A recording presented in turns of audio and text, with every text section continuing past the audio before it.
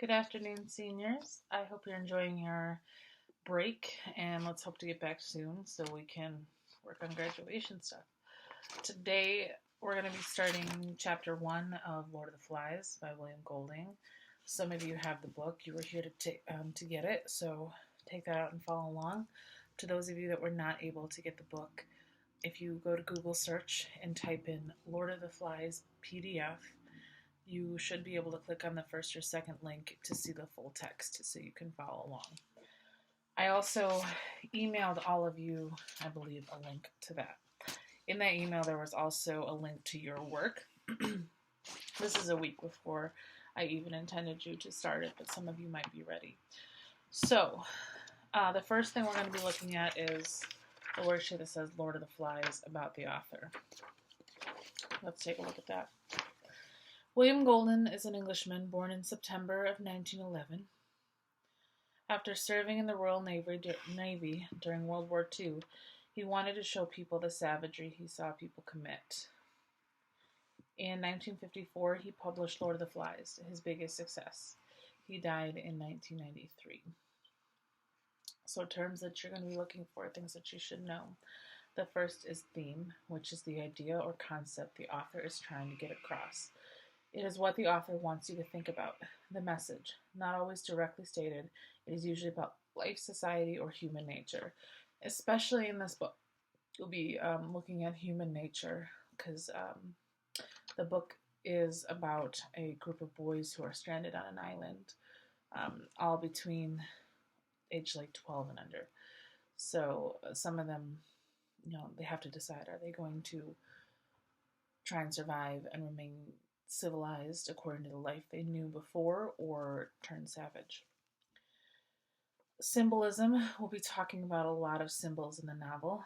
Symbolism is a person, place, or object, something concrete, that stands for an idea. You're going to be taking a lot of notes on symbolism. Your paper at the end of this unit, one of the options will be talking about a symbol. One will be talking about the nature of civilization and savagery.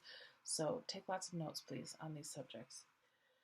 Irony, a situation or saying that contradicts itself in a funny or unexpected way. It is the difference between what the reader or character expects to happen and what does. What is said and what is done.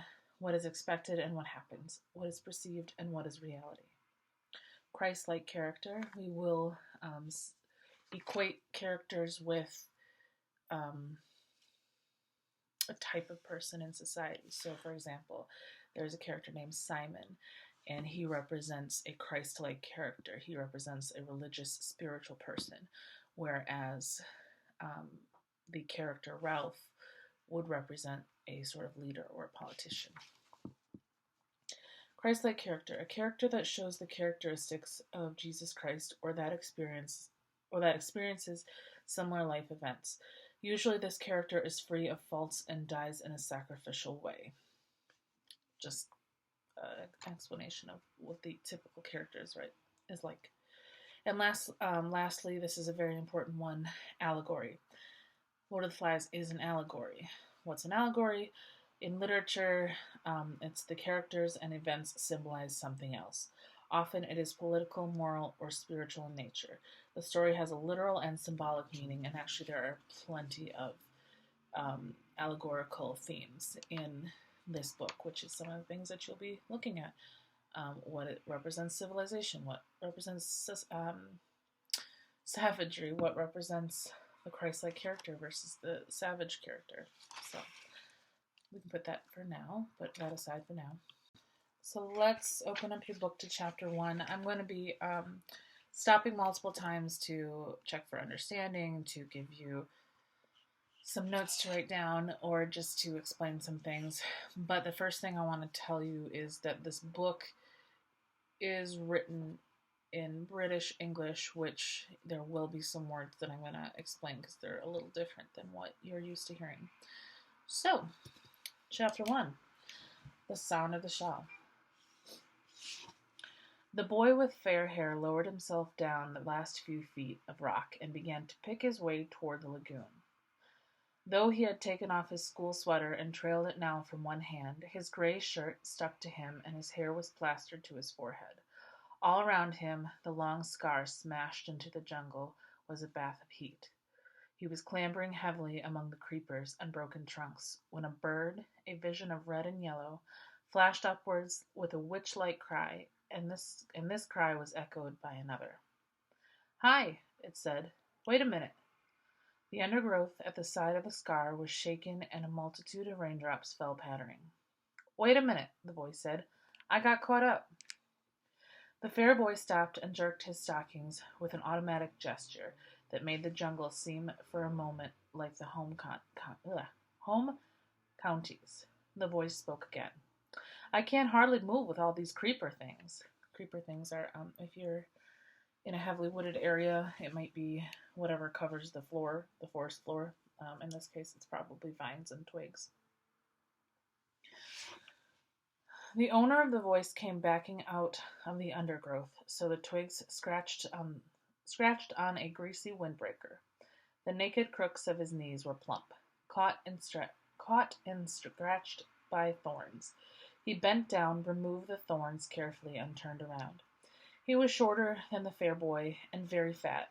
He came forward, searching out safe lodgments for his feet, and then looked up through thick spectacles. Spectacles are the British word for glasses. "Where's the man with the megaphone?" The fair boy shook his head.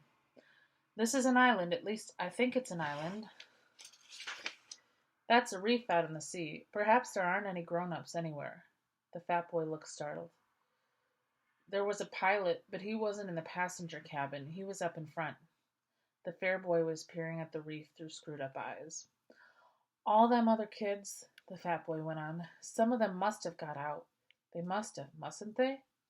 The fair boy began to pick his way as casually as possible toward the water. He tried to be offhand and not too obviously uninterested, but the fat boy hurried after him. "Aren't there any grown-ups at all?" "I don't think so." The fair boy said this solemnly, but then the delight of a realized ambition overcame him. In the middle of the scar, he stood on his head and grinned at the reversed fat boy. All right, I'm going to pause for a moment. So the boys have crash landed on an island and they don't know who else is there. The scar they keep talking about is the path that the plane took when it hit the ground, and it kind of ruined everything in its path. "No grown-ups," the fat boy thought for a moment. "That pilot?" The fair boy allowed his feet to come down and sat on the steamy earth. "He must have flown off after he dropped us. He couldn't land here. Not in a plane with wheels. We were attacked. He'll be back all right." The fat boy shook his head. "When we was coming down, I looked through one of them windows. I saw the other part of the plane. There were flames coming out of it." He looked up and down the scar. "And this is what the cabin done." The fair boy reached out and touched the jagged end of a trunk. For a moment he looked interested. "What happened to it?" he asked. "Where's it got to now?" "That storm dragged it out to sea. It wasn't half dangerous with all them tree trunks fallen. There must have been some kids still in it." He hesitated for a moment, then spoke again. "What's your name?" "Ralph." The fat boy waited to be asked his name in turn, but this proffer of acquaintance was not made. The fair boy, called Ralph, smiled vaguely, stood up, and began to make his way once more toward the lagoon. The fat boy hung steadily at his shoulder. "I expect there's a lot more of us scattered about. You haven't seen any others, have you?" Ralph shook his head and increased his speed. Then he tripped over a branch and came down with a crash. The fat boy stood by him, breathing hard. "My auntie told me not to run," he explained, "on account of my asthma." "Asthma?" "That's right. Can't catch my breath. I was the only boy in our school what had asthma," said the fat boy with a touch of pride. "And I've been wearing specs since I was 3. He took off his glasses and held them out to Ralph, blinking and smiling, and then started to wipe them against his grubby windbreaker. An expression of pain and inward concentration altered the pale contours of his face. He smeared the sweat from his cheeks and quickly adjusted the spectacles on his nose. Them fruit? He glanced round the scar. Them fruit, he said. I expect. He put on his glasses, waded away from Ralph, and crouched down among the tangled foliage. It'll be out again in just a minute. Ralph disentangled himself cautiously and stole away through the branches. In a few seconds the fat boy's grunts were behind him, and he was hurrying towards the screen that still lay between him and the lagoon. He climbed over a broken trunk and was out of the jungle. In case you don't know what a lagoon is, it's like a little pond within a wooded area, like a jungle. The shore was fledged with palm trees. These stood or leaned or reclined against the light, and their green feathers were 100 feet up in the air. The ground beneath them was a bank covered with coarse grass, torn everywhere by the upheavals of fallen trees, scattered with decaying coconuts and palm saplings. Behind this was the darkness of the forest proper and the open space of the scar. Ralph stood one hand against a great trunk and screwed up his eyes against the shimmering water. Out there, perhaps a mile away, the white surf flinked on a coral reef, and beyond that the open sea was dark blue. Within the irregular arc of coral, the lagoon was still as a mountain lake, blue of all shades and shadowy green and purple. The beach between the palm terrace and the water was a thin stick, endless apparently, for to Ralph's left the perspectives of palm and beach and water drew to a point at infinity, and always almost visible was the heat. I don't know if you know what he means by the heat was visible, but if you've ever been standing outside on an extremely hot day, and you look in front of you, it almost looks like this. Your vision is blurry or wavy, and that is what he means. He jumped down from the terrace. The sand was thick over his black shorts, and the heat hit him. He became conscientious of the weight of clothes, kicked his shoes off fiercely, and ripped off each stocking with its elastic garter in a single moment. Then he kept back on the terrace, pulled off his shirt, and stood there among the skull-like coconuts with green shadows. That is my cat crying in the background. Sorry about that. From the palms and the forest sliding over his skin. He undid the snake clasps of his belt, lugged off his shorts and pants, and stood there naked, looking at the dazzling beach and the water. He was old enough, 12 years and a few months, to have lost the prominent tummy of childhood, and not yet old enough for adolescence to have made him awkward. Shush. You could see now that he might make a boxer as far as width and heaviness of shoulders went, but there was no mildness about his mouth and eyes that proclaimed no devil. He patted the palm trunk softly and forced at last to believe in the reality of the island, laughed delightfully again, and stood on his head. He turned neatly onto his feet, jumped down to the beach, knelt and swept a double armful of sand into a pile against his chest. Then he sat back and looked at the water with bright, excited eyes. Ralph, the fat boy, lowered himself over the terrace and sat down carefully, using the edge of a seat. I'm sorry, I've been such a time. Them fruit. He wiped his glasses and adjusted them on his button nose. The frame had made a deep pink V on the bridge. He looked critically at Ralph's golden body and then down at his own clothes. He laid a hand at the end of a zipper and extended down his chest. My auntie. Then he opened the zipper with decision and pulled the whole windbreaker over his head. There.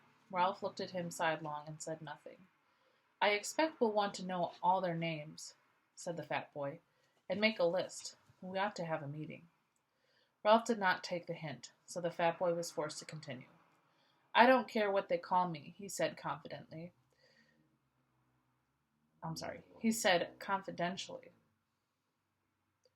So long as they don't call me what they used to call me at school. Ralph was faintly interested. What was that? The fat boy glanced over his shoulder, then leaned toward Ralph. He whispered, They used to call me Piggy.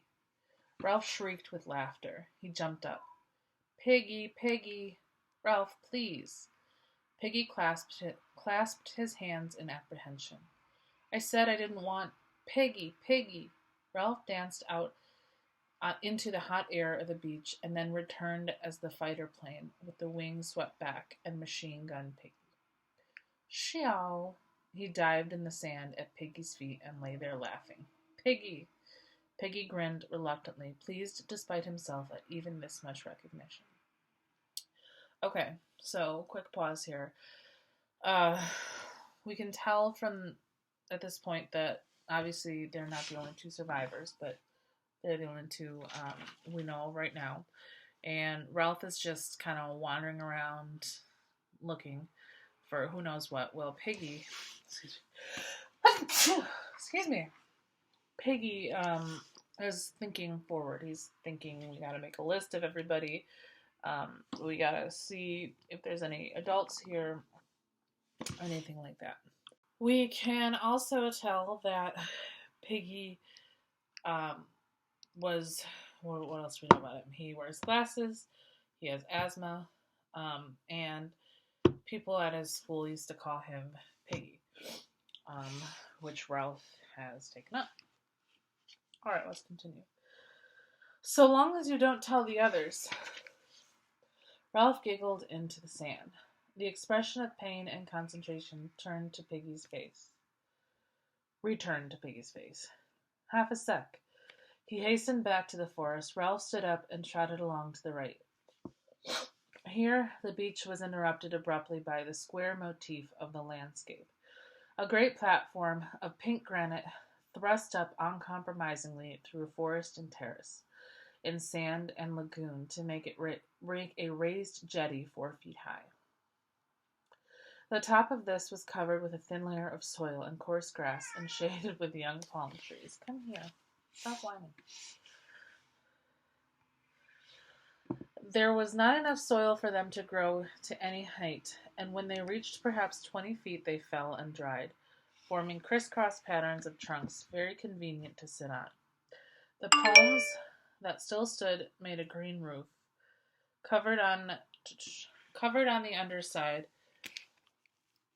with a quivering tangle of reflections from the lagoon. Ralph hauled himself into this platform, noted the coolness and shade, shut one eye, and decided that the shadows of his body were really green.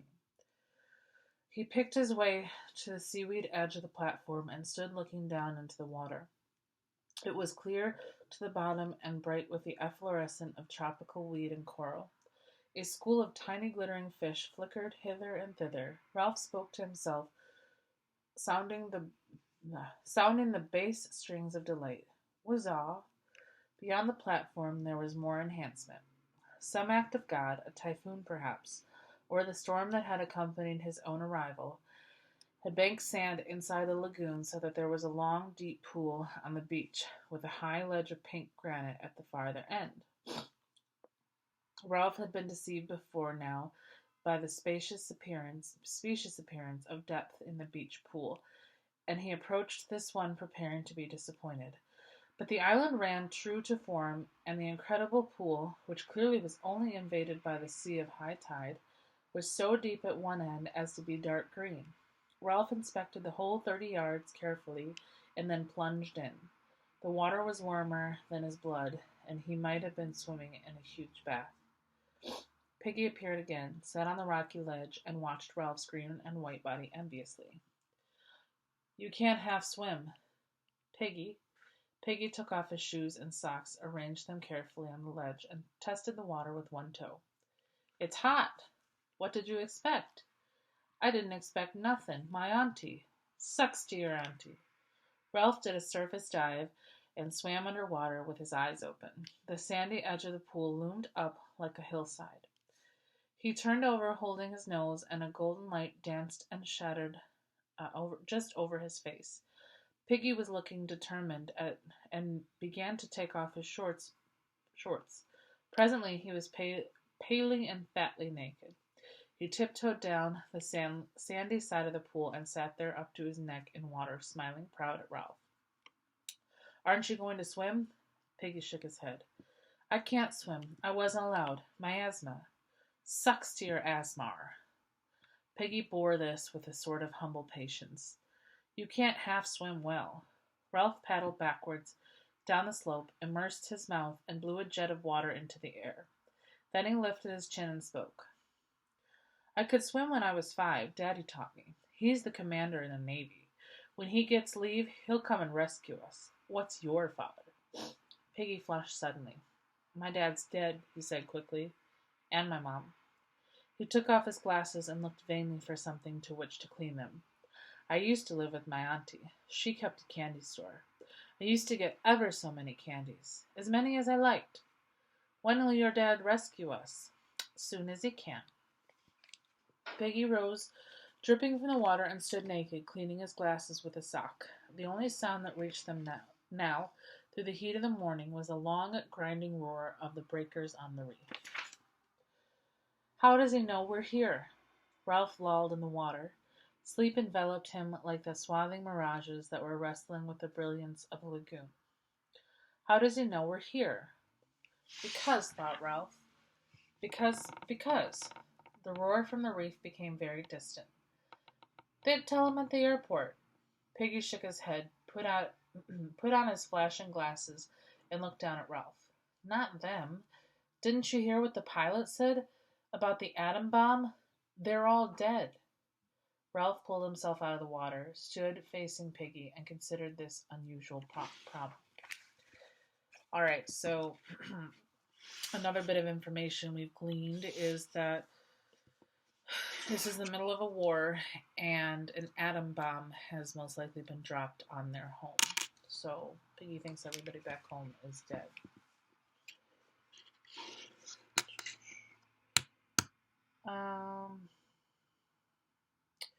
Ralph pulled himself out of the water, stood facing Piggy, and considered this unusual problem. Piggy persisted. This is an island, isn't it? I climbed a rock, said Ralph slowly, and I think this is an island. They're all dead, said Piggy. And this is an island. Nobody don't know we're here. Your dad don't know. Nobody don't know.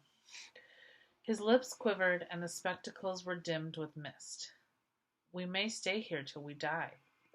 With that word, the heat seemed to increase till it became a threatening weight, and the lagoon attacked them with a blinding effulgence. Get my clothes, muttered Ralph, along there. He trotted through the sand, enduring the sun's enmity, crossed the platform, and found his scattered clothes. To put on a gray shirt once more was strangely pleasing. Then he climbed the edge of the platform and sat in the green shade on a convenient trunk. Piggy hauled himself up, carrying most of his clothes under his arm. Then he sat carefully on a fallen trunk near the little cliff that fronted the lagoon, and the tangled reflections quivered over him. Presently he spoke. We got to find the others. We've got to do something. Ralph said nothing. Here was a coral island, protected from the sun. Ignoring Piggy's ill-omened talk, he dreamed pleasantly. Piggy insisted. How many of us are there? Ralph came forward and stood by Piggy. I don't know. Here and there little breezes crept over the polished waters beneath the haze of heat. When these breezes reached the platform, the palm fronds would whisper, so that spots of blurred sunlight slid over their bodies and moved like bright-winged things on the shade. Piggy looked up at Ralph. All the shadows on Ralph's face were reversed, green above, bright below from the lagoon. A blur of sunlight was crawling across his hair. We got to do something. Ralph looked through him. Here at last was the imagined but never fully realized place leaping into real life. Ralph's lips parted in a delighted smile, and Piggy, taking the smile to himself as a mark of recognition, laughed with pleasure. If it really is an island. What's that? Ralph had stopped smiling and was pointing into the lagoon. Something creamy lay among the ferny weeds. A stone? No, a shell. Suddenly, Piggy was abubble with decorous excitement. It's all right. It's a shell. I've seen one like that before, on someone's back wall. A conch, he called it. He used to blow in it, and then his mom would come. It's ever so valuable. Near to Ralph's elbow, a palm sapling leaned out over the lagoon. Indeed, the weight was already pulling a lump from the poor soil, and soon it would fall. He tore out the stem and began to poke about in the water, while the brilliant fish flickered away on the side of that. Piggy leaned dangerously. Careful, you'll break it. Shut up. Ralph spoke absently. The shell was interesting and pretty and worth a worthy plaything, but the vivid phantoms of his daydream still interposed between him and Piggy, who in this context was an irrelevance. The palm sapling, bending, pushed the shell across the weeds. Ralph used one hand as a fulcrum and pressed down on the other till the shell rose, dripping, and Piggy could make a grab. Now the shell was no longer a thing seen, but not to be touched. Ralph, too, became excited. Piggy babbled. A conch, ever so expensive. I bet if you wanted to buy one, you'd have to pay pounds and pounds and pounds. He had it on his garden wall, and my auntie. Ralph took the shell from Piggy, and a little water ran down his arm. In color, the shell was deep cream, touched here and there with fading pink. Between the point, worn away into a little hole, and the pink lips of the mouth, lay 18 inches of a shell, with a slight spiral twist and covered with a delicate embossed pattern. Ralph shook sand out of the deep tube. In case you are wondering what a conch shell looks like, that is it. All right. Mooed like a cow, he said. He had some white stones, too, and a bird cage with a green parrot. He didn't blow the white stones, of course, and he said. Piggy paused for breath and stroked the glistening thing that lay in Ralph's hands. Ralph! Ralph looked up. We can use this to call the others. Have a meeting. They'll come when they hear us. He beamed at Ralph. That was what you meant, didn't you? That's why you got the conch out of the water? Ralph pushed his fair hair. How did your friend blow the conch? He kind of spat, said Piggy. My auntie wouldn't let me blow on account of my asthma. He said you blew from down here. Piggy laid one hand on the jutting abdomen. You try, Ralph. You'll call the others. Doubtfully, Ralph laid the small end of the shell against his mouth and blew. There came rushing sound from his mouth, but nothing more. Ralph wiped the salt water off his lips and tried again, but the shell remained silent. He kind of spat. Ralph pursed his lips and squirted air into the shell, which emitted a low, farting noise. This amused both boys so much that Ralph went on squirting for some minutes, between bouts of laughter. He blew from down here. Ralph grasped the idea and hit the shell with air from his diaphragm. Immediately the thing sounded. A deep, harsh note boomed under his palms, spread through the intricacies of the forest, and echoed back from the pink granite of the mountain. Clouds of birds rose from the treetops, and something squealed and ran in the undergrowth. Ralph took the shell away from his lips. Gosh! His ordinary voice sounded like a whisper after the harsh note of the conch. He laid the conch against his lips, took a deep breath, and blew once more. The note boomed again, and then, at his firmer pressure, the note, flunked up an octave, became a strident blare more penetrating than before. Piggy was shouting something, his face pleased, his glasses flashing. The birds cried, small animals scuttered. Ralph's breath failed. The note dropped an octave, became a lower wubber, and a rush of air.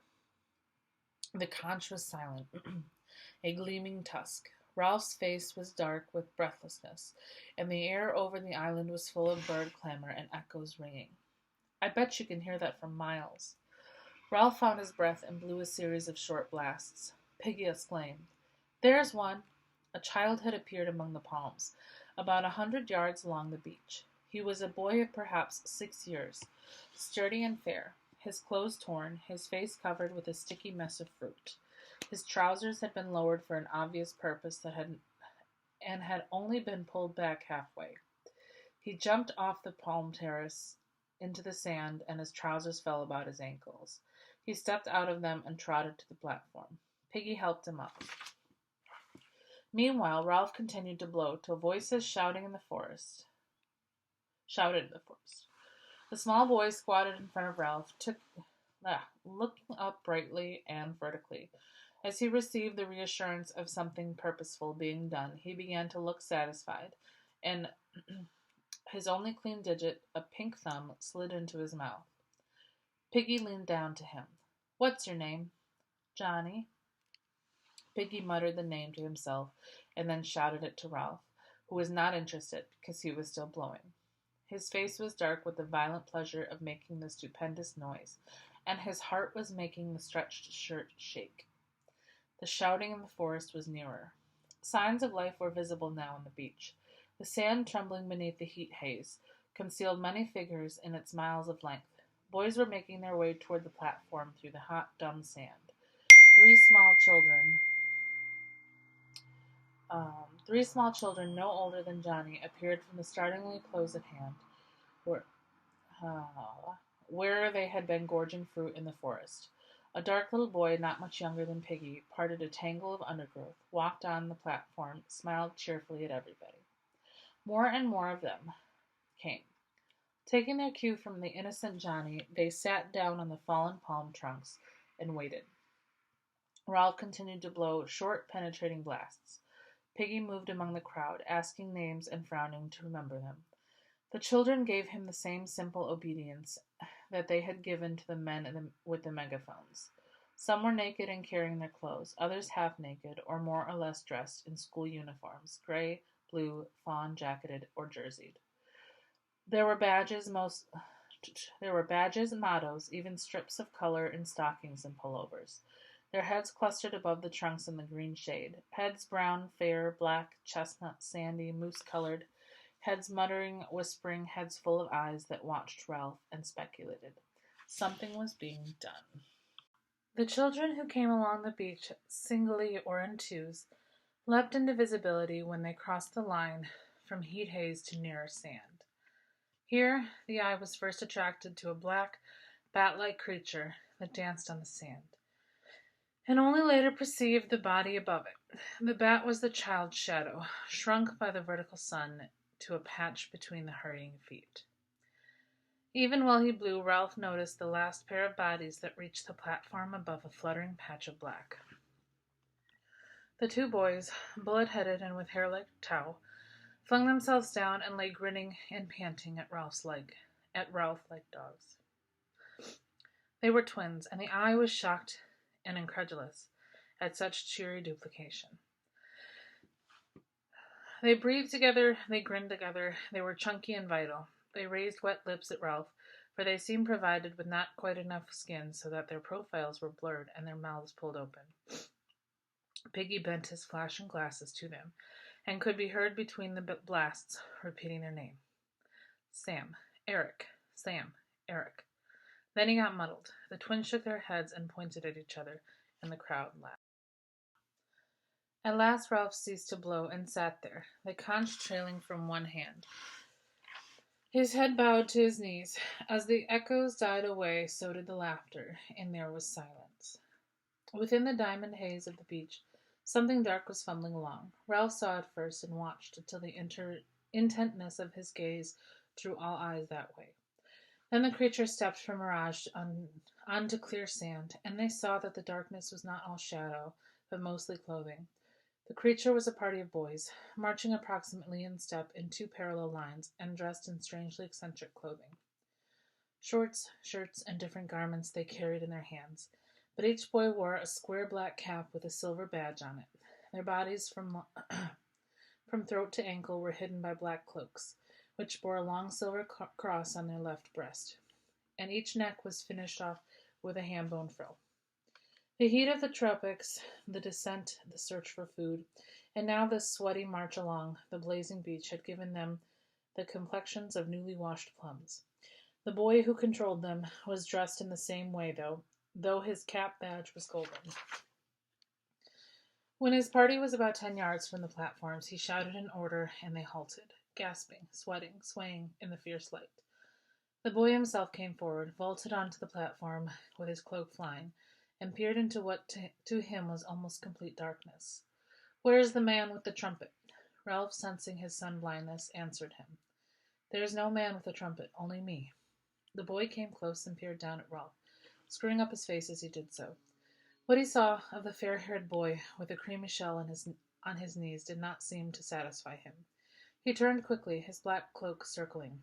"Isn't there a ship, then?" Inside the floating cloak he was tall, thin, and bony, and his hair was red beneath the black cap.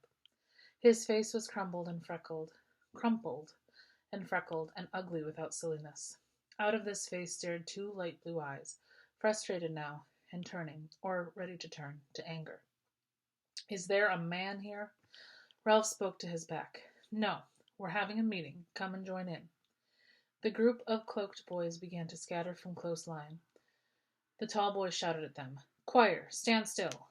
Wearily obedient, the choir huddled into line and stood there swaying in the sun. Nonetheless, some began to protest faintly. "But, Merridew, please, Merridew, can't we—" Then one of the boys flopped on his face in the sand, and the line broke up. They heaved the fallen boy to the platform and let him lie. Merridew, his eyes staring, made the best of a bad job. "All right, then. Sit down. Let him alone." "But Merridew—" "He's always throwing a feint," said Merridew. He did in Gib, and Addis, and at Mantis over the presenter. This last piece of shot brought sniggers from the choir, who perched like black birds on a criss-cross trunks and examined Rolf with interest. Piggy asked no names. He was intimidated by this uniform superiority and the off-hand authority in Merridew's voice. He shrank to the other side and Ralph, and busied himself with his glasses. Merridew turned to Ralph. "Aren't there any grown-ups?" "No." Merridew sat down on a trunk and looked around the circle. "Then we'll have to look after ourselves." Secure on the other side of Ralph, Piggy spoke timidly. "That's why Ralph's made a meeting, so as we can decide what to do. We've heard names. That's Johnny, those two, they're twins, Sam and Eric. Which is Eric? You? No, you're Sam. I'm Sam, and I'm Eric. We better all have names," said Ralph. "So I'm Ralph." "We got most names," said Piggy. "Got 'em just now." "Kids' names," said Merridew. "Why should I be Jack? I'm Merridew." Ralph turned to him quickly. This was the voice of one who knew his own mind. Then went to Piggy. "That boy, I forgot." "You're talking too much," said Jack Merridew. "Shut up, Fatty." Laughter arose. "He's not Fatty," cried Ralph. His real name's Piggy." "Piggy? Piggy? Oh, Piggy." A storm of laughter arose, and even the tiniest child joined in. For the moment the boys were a closed circuit of sympathy, with Piggy outside. He went very pink, bowed his head, and cleaned his glasses again. Finally the laughter died away, and the naming continued. There was Maurice next in size among the choir boys to Jack, but broad and grinned all the time. There was a slight furtive boy whom no one knew, who kept to himself with an inner intensity of avoidance and secrecy. He muttered that his name was Roger, and was silent again. Bill Robert Harold Henry, the choir boy who had fainted, sat up again against the palm trunk, smiled pallidly at Ralph, and said his name was Simon. Jack spoke. "We've got to decide about being rescued." There was a buzz. One of the small boys, Henry, said that he wanted to go home. "Shut up," said Ralph absently. He lifted the conch. "Seems to me we ought to have a chief to decide things." "A chief, a chief." "I ought to be chief," said Jack with a simple arrogance. "Because I'm chapter choirster and head boy. I can sing C sharp." Another buzz. "Well then," said Jack, He hesitated. The dark boy, Roger, stirred at last and spoke up. "Let's have a vote." "Yes, vote for the chief." "Let's vote." This toy of voting was almost as pleasing as the conch.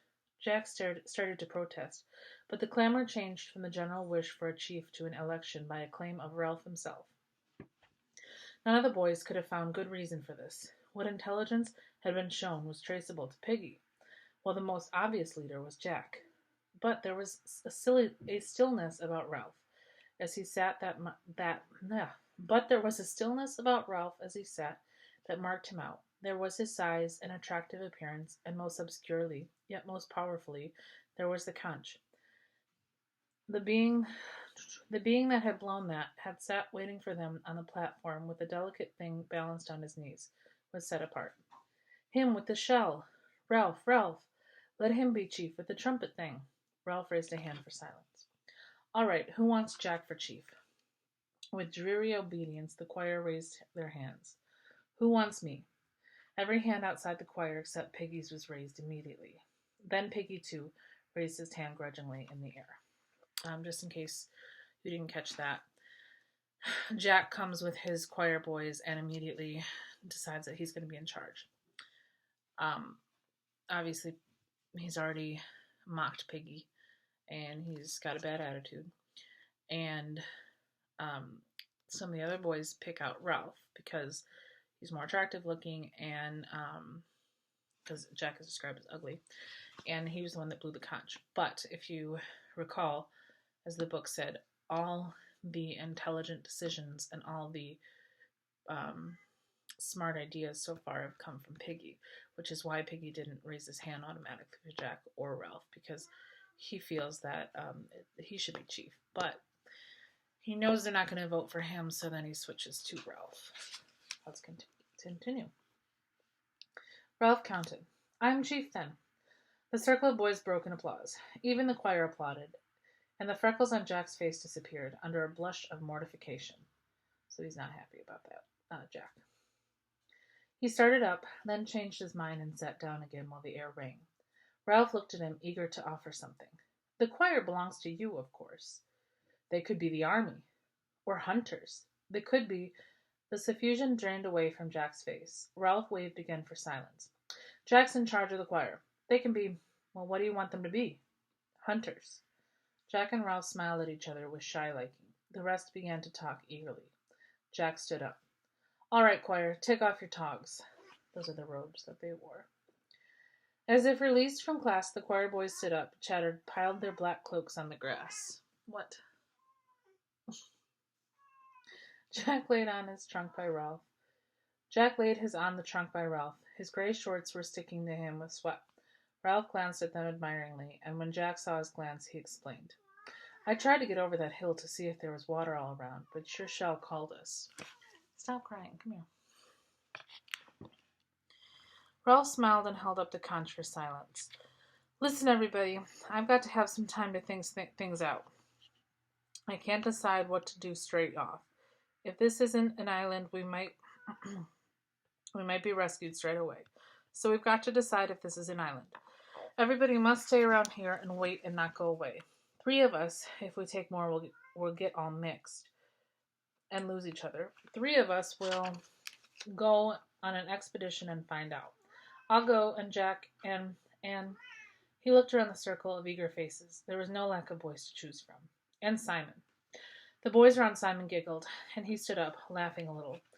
Now that the pallor of his faint was over, he was a skinny, vivid little boy with a glance coming up from under a hut of straight hair that hung down, black and coarse. He nodded at Ralph. I'll come. And I, Jack snatched from behind him a sizable sheath knife and clouded it to a trunk. The buzz rose and died away. Piggy stirred. I'll come. Ralph turned to him. You're no good on a job like this. All the same, we don't want you, said Jack flatly. 3's enough. Piggy's glasses flashed. I was with him when he found the conch. I was with him before anyone else was. Jack and the others paid no attention. There was a general dispersal. Ralph, Jack, and Simon jumped off the platform and walked along the sand past the bathing pool. Piggy hung bumbling behind them. If Simon walks in the middle of us, said Ralph, then we could talk over his head. The 3 of them fell into step. This meant that every now and then Simon had to do a double shuffle to catch up with the others.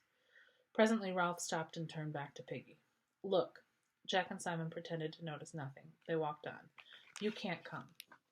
Piggy's glasses were misted again, this time with humiliation. You told him, after what I said. His face flushed. His mouth trembled. After what I said, I didn't want... What on earth are you talking about? About being called Piggy. I said I didn't care as long as they didn't call me Piggy. And I said not to tell them. And then you went and said straight out. Stillness descended on them. Ralph, looking with more understanding at Piggy, saw that he was hurt and crushed. He hovered between the 2 courses of apology or further insult. Better Piggy than Fatty, he said at last, with the directness of genuine leadership. And anyway, I'm sorry if you feel like that. Now go back, Piggy, and take names. That's your job. So long. He turned and raced after the other 2. Piggy stood and rows of indignation faded. Excuse me. Piggy stood, and the rose of indignation faded slowly from his cheeks. He went back to the platform. The three boys walked briskly on the sand. The tide was low, and there was a strip of weed-strewn beach that was almost as firm as a road. A kind of glamour was spread over them and the scene, and they were conscious of the glamour and made happy by it. They turned to each other, laughing excitedly, talking, not listening. The air was bright. Ralph, faced by the task of translating all this into an explanation, stood on his head and fell over. When they had done laughing, Simon stroked Ralph's arm shyly, and they had to laugh again. "Come on," said Jack presently. "We're explorers." "We'll go to the end of the island," said Ralph, "and look around the corner. If it is an island." Now, toward the end of the afternoon, the mirages were settling a little. They found the end of the island quite distinct, and not magicked out of shape or sense. There was a jumble of the usual squareness, with one great block sitting out of the lagoon. Seabirds were nesting there. "Like icing," said Ralph, "on a pink cake." "We shan't see round this corner," said Jack, "because there isn't one, only a slow curve, and you can see the rocks get worse." Ralph shaded his eyes and followed the jagged outline of the crags up toward the mountain. This part of the beach was nearer the mountain than any other they had seen. "We'll try climbing the mountain from here," he said. "I should think this is the easiest way. There's less of that jungly stuff and more pink rock. Come on." The three boys began to scramble up. Some unknown force had wrenched and shattered these cubes, so that they lay askew, often piled diminishingly on each other. The most unusual feature of the rock was the pink cliff surmounted by a skewed block, and that again surmounted, and that again, till the pinkness became a stack of balanced rock projecting through a looped fantasy of the forest creepers. Where the pink cliffs rose out of the ground, there were often narrow tracks winding upward. They could edge along them, deep in the plant world, their faces to the rock. "What made this track?" Jack pushed, wiping the sweat from his face. Ralph stood by him, breathless. "Men?" Jack shook his head. "Animals." Ralph peered into the darkness under the trees. The forest minutely vibrated. "Come on." The difficulty was not the steep ascent around the shoulder of the rock, but the occasional plunges through the undergrowth to get to the next path. Here the roots and stems of creepers were in such tangles that the boys had to thread through them like a pliant needle. Their only guide, apart from the brown ground and occasional flashes of light throughout the foliage, was the tendency of slope, whether this hole, laced as it was with the cables of creepers, stood higher than that. Somehow they moved up. Immured in these tangles, and perhaps their most difficult moment, Ralph turned with shining eyes on the others. Wacko, whizzer, smash. The cause of their pleasure was not obvious. All three were hot, dirty, and exhausted. Ralph was badly scratched. The creepers were as thick as their thighs and left little but tunnels for further penetration. Ralph shouted experimentally, and they listened to the muted echoes. "This is real exploring," said Jack. "I bet nobody's been here before." "We ought to draw a map," said Ralph, "only we haven't any paper." "We could make scratches on bark," said Simon, "and rub black stuff in." Again came the solemn communion of shining eyes in the gloom. Wacko! Wizard! There was no place for standing on one's head. This time Ralph expressed the intensity of his emotions by pretending to knock Simon down, and soon they were a happy heaving pile in the underdusk. When they had fallen apart, Ralph spoke first. "Got to get on." The pink granite of the next cliff was further back from the creepers and trees, so that they could not trot up the path. This again led to more open forest, so that they had a glimpse of the spread sea. With openness came the sun. It dried the sweat that had soaked their clothes in the dark, damp heat. At last, the way to the top looked like a scamble over pink rock, with no more plunging through darkness. The boys chose their way through defiles and over heaps of sharp stone. "Look, look!" High over this end of the island, the shattered rocks lifted up their stacks and chimneys. This one, against one Jack leaned, moved with a grating sound when they pushed.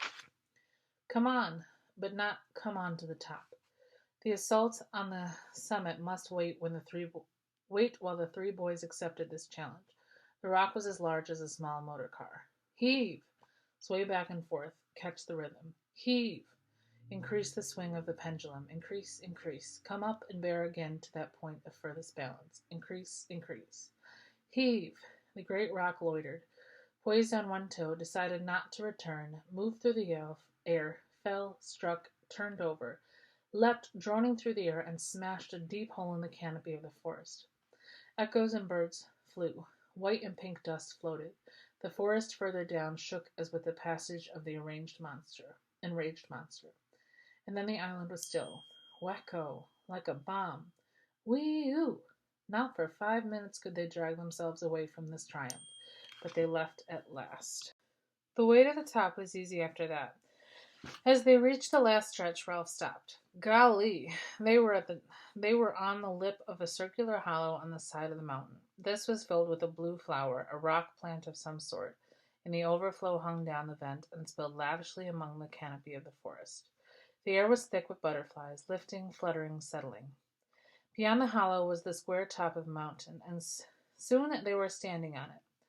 They had guessed before that this was an island, clambering among the pink rocks with the sea on either side, and the crystal heights of air. They had known by some instinct that the sea lay on every side. But there seemed something more fitting in leaving the last word till they stood on the top, and could see a circular horizon of water. Ralph turned to the others. This belongs to us. It was roughly boat-shaped, humped near the end with behind them the jumbled descent of the shore. On either side, rocks, cliffs, treetops, and a steep slope. Forward there, the length of the boat, a tamer descent, tree-clad, with hints of pink, and then the jungly flat of the island, dense green, but drawn at the end of the pink tail.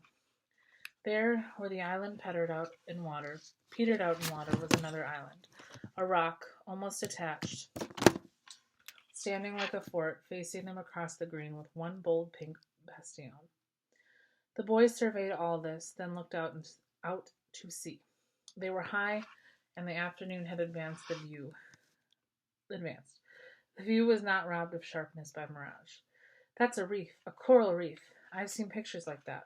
The reef enclosed more than one side of the island, lying perhaps a mile out and parallel to what they now was thought of as their beach. The coral was scribbled in the sea as though a giant had bent down to reproduce the shape of the island in a flowing chalk line, but tried before he had finished. Inside was peacock water, rocks and weeds showing as in an aquarium. Outside was the dark blue of the sea.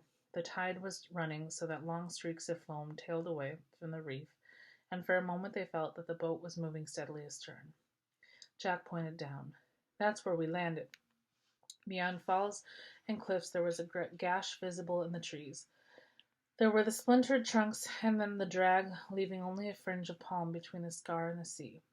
There, too, jutted in the lagoon, was the platform, with insect-like figures moving near it.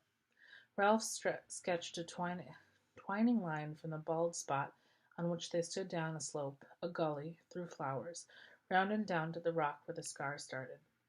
That's the quickest way back. Eyes shining, mouths open, triumphant, they savored the rights of domination. They were lifted up. We're friends. There's no village smoke and no boats, said Ralph, wisely. We'll make sure later, but I think it's uninhabited. We'll get food, cried Jack. Hunt, catch things, until they fetch us. Simon looked at them both, saying nothing but nodding, till his black hair flopped backwards and forwards. His face was glowing. Ralph looked down the other way, where there was no reef. Steeper, said Jack. Ralph made a cupping gesture. That's that bit of forest down there. That mountain holds it up. Every point of the mountain held up trees, flowers and trees. Now the forest stirred, roared, flared. The nearer acres of rock flowed fluttering, and for half a minute the breeze blew cool on their faces. Ralph spread his arms.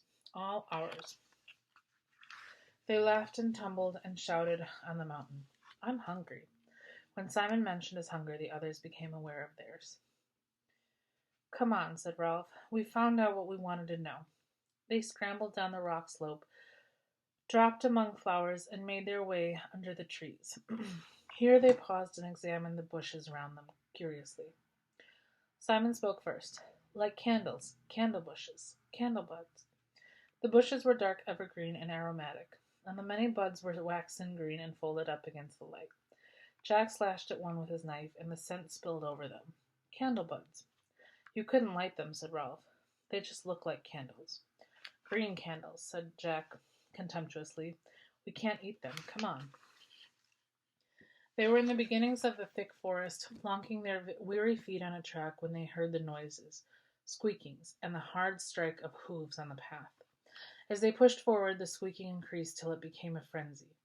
They found a piglet caught in a curtain of creepers, throwing itself in the elastic traces in all the madness of extreme terror. Its voice was thin, needle-sharp, and insistent. The three boys rushed forward, and Jack drew his knife again with a flourish. He raised his arm in the air. There came a pause, a hiatus. The pig continued to scream, and the creepers to jerk, and the blade continued to flash at the end of a bony arm. The pause was only long enough for them to understand what an enormity of downward stroke would be. Then the piglet tore loose from the creepers and scurried into the undergrowth. They were left looking at each other and the place of terror.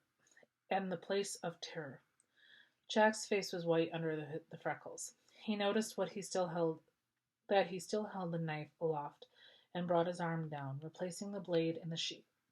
Then they all three laughed ashamedly and began to climb back on the track. I was choosing a place, said Jack. I was just waiting for a moment to decide where to stab it. You should stick a pig, said Ralph fiercely. They always talk about sticking a pig.